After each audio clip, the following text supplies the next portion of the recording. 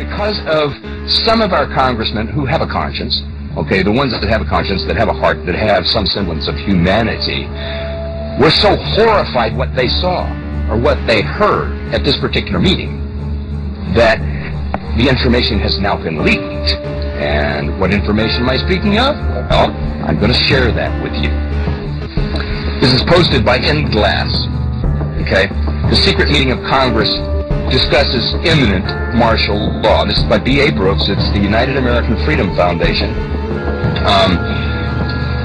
When am I speaking? I'm speaking that about a secret closed-door meeting that took place March 13th of this year of the United States House of Representatives in Washington. And I remember reporting on this, folks. I couldn't tell you anything because there was nothing to tell.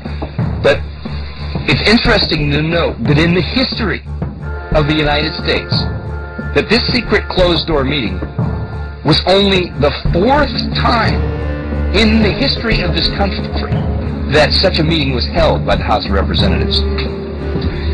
Even though representatives are sworn to secrecy by House Rules number 17, some of the members, probably very few I might add, were so shocked, so horrified, so furious and concerned about the future of America by what was revealed to them inside the secret meeting.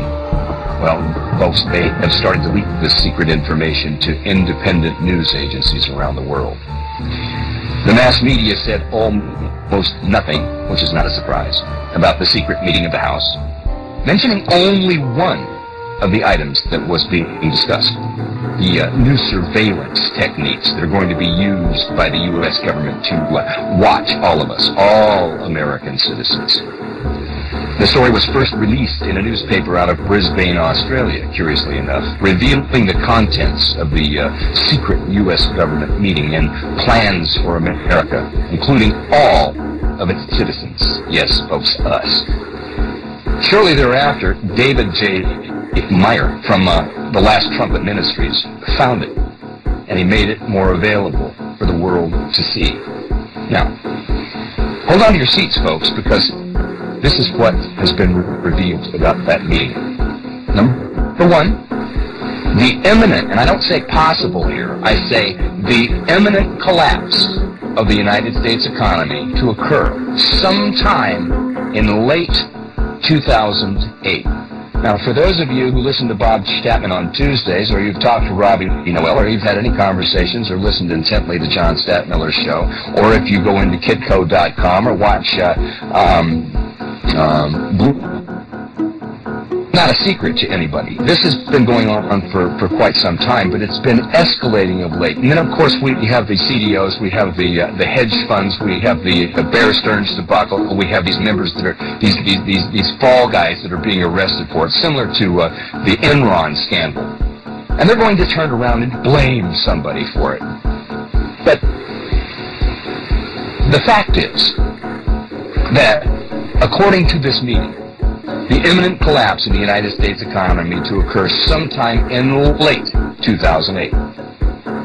All the more reason why Ron Paul should be getting the nomination for the election, because it doesn't make any difference whether it's Obama or McCain. This is what's going to face them. But that being said, okay, the next one is the imminent collapse of the United States government finances sometime around mid-2009. Okay, so let's not, we can rule out the infrastructure inside this country falling apart because the lapdog Congress, including the Democrats, continue to keep allotting more and more money for this occupation of Iraq, which is a waste of $2 billion a week, at the expense of all of the programs that they have initiated throughout the history of this country, whether it be for schools or welfare or whatever it is, okay, or roads, or everything is going to waste. Everything is going to hell in a handbasket because of this occupation, this insane occupation. Next one, number 3. The possibility of civil war inside the United States as a result of the collapse. Now, what are they talking about here? They're talking about rioting. Are they talking about food rioting?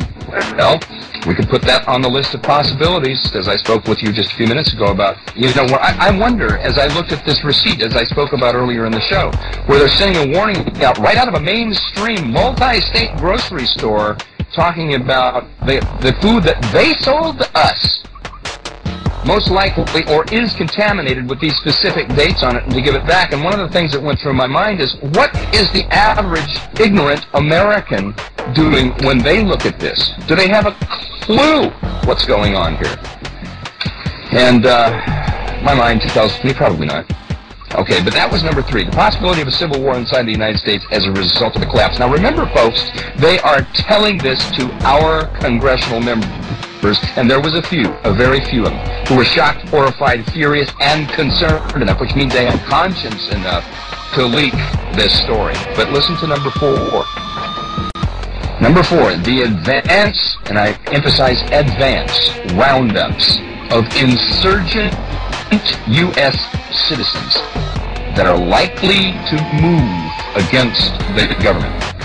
Now, what does that mean? Likely to move against the government. How do they define move? Are they talking about taking up arms? I wonder. Are they talking about moving by intellect, vocalizing our dissent towards their policies? What specifically are they talking about when they say likely to move? And then, of course, number 5, it goes on to say the detention of those rounded up at the Rex 84 camps constructed throughout the United States. That's number 5. Number 6, the possibility of public retaliation against members of Congress for the collapses. Well, now let me... And I want to emphasize, if I were to move against the government for a collapse of our economy, for public retaliation against members of Congress for the collapse, and I want to emphasize it, you know who would be in my sights for something like that? If I were, I'm not going to, folks, I want to clarify, but if I were, Nancy Pelosi would be right there on the top, because I remember her campaigning for her position, her congressional seat back in early 2006, talking about George Bush. He needs to be impeached. We need to stop this Iraq war. And once she got elected, all that was off the table. And yet we've had the one, Congressman Dennis Kucinich, who's put forth these impeachment articles both towards Cheney and Bush, and Nancy Pelosi has swept him under the rug. Can you say bought off and compromised? I can. Let's see, that was number 6, I believe. Okay. The location. Now they're telling our Congress critters about the location of safe facilities for members of Congress and their families to reside during this massive civil unrest.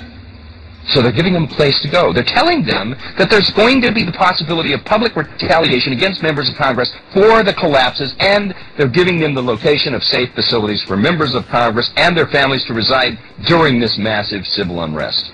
And of course, then they go on to tell them the necessary and unavoidable merger of the United States with Canada and Mexico, establishing the North American Union. See, so this is their solution. Remember, problem, reaction, solutions. Let's see, what is it? Let's see, it's thesis, antithesis, synthesis. And then, of course, they go on to say, and they notify Congress of the issuance of a new currency called the Amero for all 3 nations as an economic solution. And I'll go on, I'll even go farther than this and to say, they can call it the Amero, they can call it the doo-doo, they can call it the cop, they can call it whatever they want.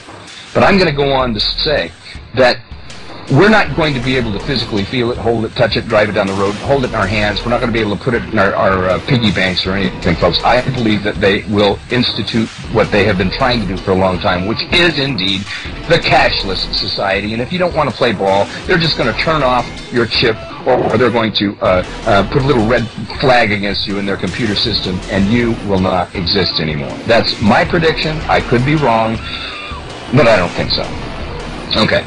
Now, going on, except for you guys, okay, a few 100,000 U.S. patriots, most Americans have no clue what has really been going on within the United States for over the past 100 years. And the sad thing is that most do not want to know. They don't want to know the truth, okay? How many of you out there have gone out and tried to tell somebody the truth, and you get very passionate, and you get frustrated with these people because you see that glaze come over their eyes, and then you want to turn around and talk about the latest touchdown in football, or the latest grand slam in baseball, or that slam dunk in basketball. But they don't want to deal with this. They don't want to know the truth. It's easier for them to live in denial, and that's why I say, and I call this Twilight Zone in many places, and I've gone over this in my head, and I've thought about, okay, if I were now a dumbed-down American, and I'm out here being the awakened American now, trying to wake up a dumbed-down American, I'm welcoming them to my nightmare of which I can never awake.